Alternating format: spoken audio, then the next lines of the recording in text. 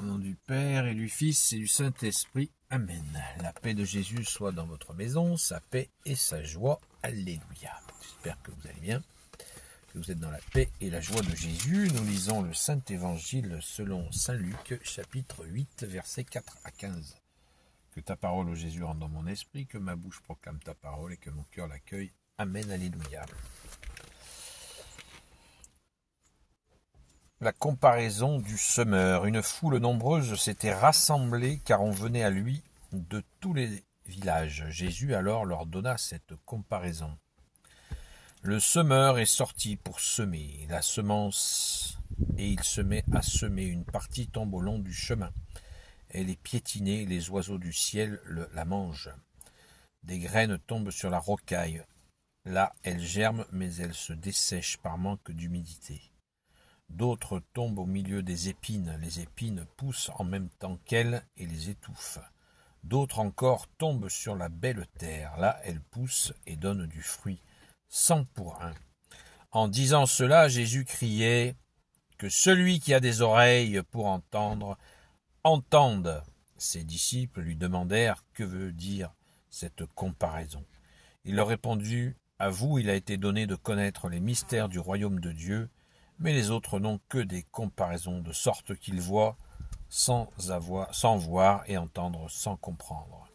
Voici le sens de cette parabole.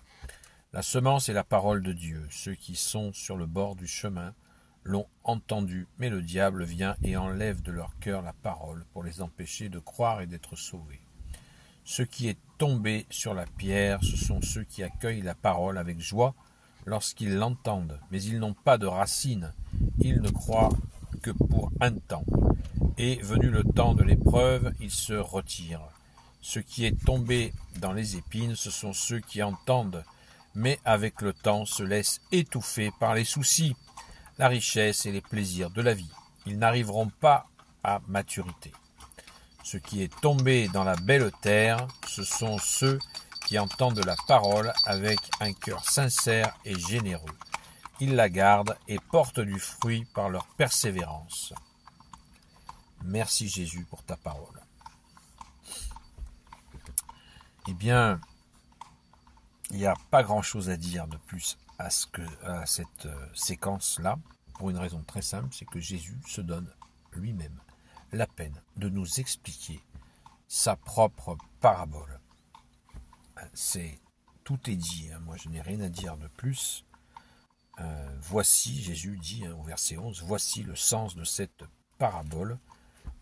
Je vais la relire et ça va me faire du bien aussi à moi. La semence est la parole de Dieu. Ceux qui sont sur le bord du chemin l'ont entendu, mais le diable vient et enlève de leur cœur la parole pour les empêcher de croire et d'être sauvés. La semence est la parole de Dieu. C'est magnifique. Croire et croire et d'être, pour les empêcher de croire et d'être sauvés, comme le malin est malin. Ce qui est tombé sur la pierre, ce sont ceux qui accueillent la parole avec joie. Ouais. Lorsqu'ils l'entendent, mais ils n'ont pas de racines. Ils ne croient que pour un temps. Et venu le temps de l'épreuve, ils se retirent. Ça, c'est intéressant. C'est intéressant parce que beaucoup de gens croient que c'est Jésus qui éprouve. Donc il y a un temps de l'épreuve, c'est Jésus qui le dit. Mais l'épreuve, est-ce Jésus qui la donne? Certainement pas. L'épreuve, c'est le malin. C'est le malin qui va essayer de nous infester, de nous faire douter. Et c'est justement en ayant des racines, en approfondissant. Et c'est pour ça l'importance de la prière, et particulièrement du chapelet quotidien, afin de tenir face à l'épreuve de Satan qui essaie de nous détourner, d'avoir écouté la parole et puis de passer à autre chose. Tout est dit, tu as tout dit Jésus. Ce qui est tombé dans les épines, ce sont ceux qui entendent, mais avec le temps, se laissent étouffer. Ce qui est tombé dans les épines, ce sont ceux qui entendent, mais avec le temps, se laissent étouffer par les soucis. La richesse et les plaisirs de la vie, ils n'arriveront pas à maturité. Voilà. toujours mettre la parole en second dans nos vies, et du coup, on perd le trésor. Ce qui est tombé dans la belle terre, ce sont ceux qui entendent la parole avec un cœur sincère et généreux. Ils la gardent et portent du fruit par leur persévérance. Tout est dit. C'est bluffant. C'est complètement bluffant. Merci Jésus. Je répète, ce qui est tombé dans la belle terre, ce sont ceux qui entendent la parole avec un cœur sincère et généreux.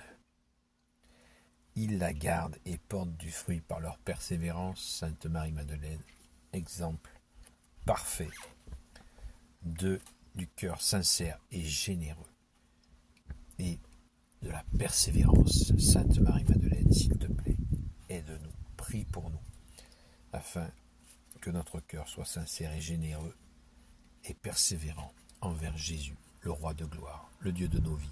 Amen. Gloire soit au Père et au Fils et au Saint-Esprit, maintenant et toujours, et pour l'éternité. Amen. Alléluia.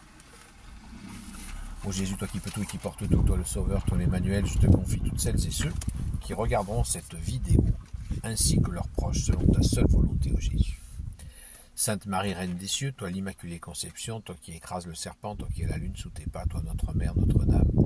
Saint Joseph, toi le juste et le saint, toi le sage, toi la terreur des démons, toi le saint gardien de la Sainte Église catholique apostolique. Sainte Marie-Madeleine, notre chère sainte patronne, et vous tous les saints et saintes amis de toi Jésus, Saint Michel Archange, Saint Gabriel Archange, Saint Raphaël Archange, et vous tous les anges qui te servent ô Jésus. Je vous confie toutes celles et ceux qui regarderont cette vidéo, ainsi que leurs proches, selon ta seule volonté, ô Jésus. La paix de Jésus soit dans votre maison. Et donc il n'y aura certainement pas de direct ce soir, ou peut-être une petite séquence. Merci Jésus d'être le vivant pour l'éternité. Merci Sainte Marie-Madeleine de prier pour nous. Sainte Marie-Madeleine, toi qui fus sauvée par Jésus, rends notre âme resplendissante de la beauté de Dieu. Toi, disciple fidèle du Sauveur, enracine en nous la parole de vie. Toi qui as connu les larmes et répandu le parfum de l'adoration, console ceux qui souffrent. Toi qui as persévéré jusqu'à la croix, accorde-nous l'espérance dans les épreuves et la force dans le combat. Toi qui as vu Jésus ressuscité, fais de nous ses témoins, joyeux et courageux. Amen. Je vous souhaite une bonne journée dans la paix et la joie de Jésus et je vous dis à très vite.